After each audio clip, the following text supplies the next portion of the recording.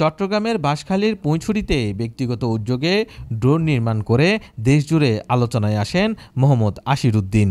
এবার তার এই উদ্ভাবনী উদ্যোগের পাশে দাঁড়িয়েছেন বিএনপির ভারপ্রাপ্ত চেয়ারম্যান এবং আমরা বিএনপি পরিবারের প্রধান পৃষ্ঠপোষক তারেক রহমান। সোমবার দুপুরে আশির উদ্দিনের বাড়িতে যান আমরা বিএনপি পরিবারের একটি প্রতিনিধি দল।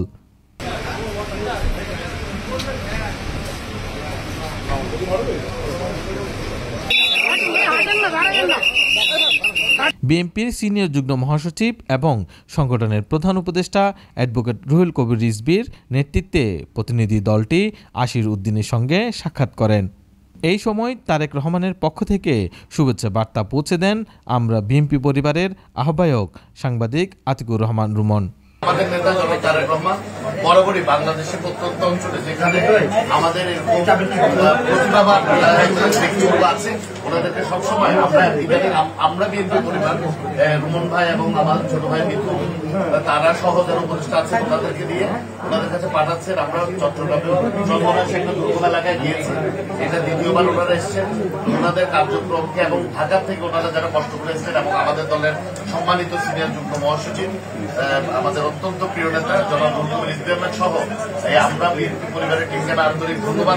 কারিগরি সহযোগিতার অংশ হিসেবে আশির উদ্দিনকে আর্থিক সহায়তা প্রদান করা হয় এবং ভবিষ্যতে তার দক্ষতা বৃদ্ধির জন্য প্রয়োজনীয় সহায়তা অব্যাহত থাকবে বলে জানান অ্যাডভোকেট রিজভী।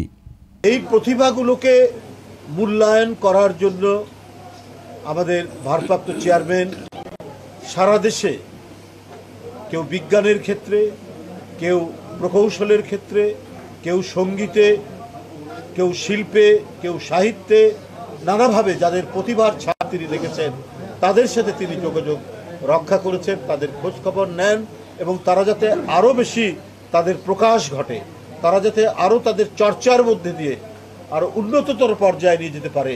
তার এই পর্যায়ে নিয়ে যাওয়া মানে তো তার একার অবদান না, তার মানে সে একা গৌরবান্বিত হবে না, গোটা জাতিকে গৌরবান্বিত করবে।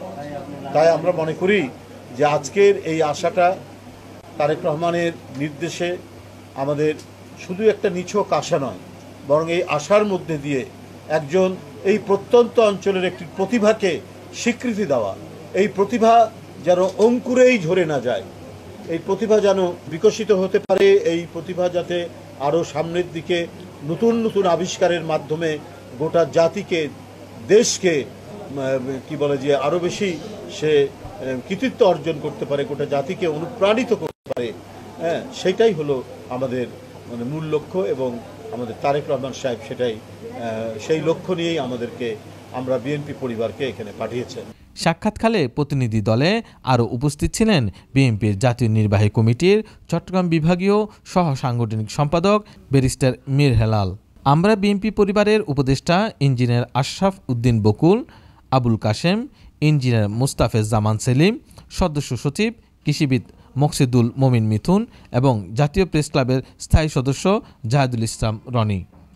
প্রতিনিধিদের উপস্থিতিতে আশির উদ্দিন তার উদ্ভাবনীয় কাজ ও ভবিষ্যৎ পরিকল্পনা তুলে ধরেন এবং তার প্রতি এই সহযোগিতা ও সমর্থনের জন্য কৃতজ্ঞতা জানান।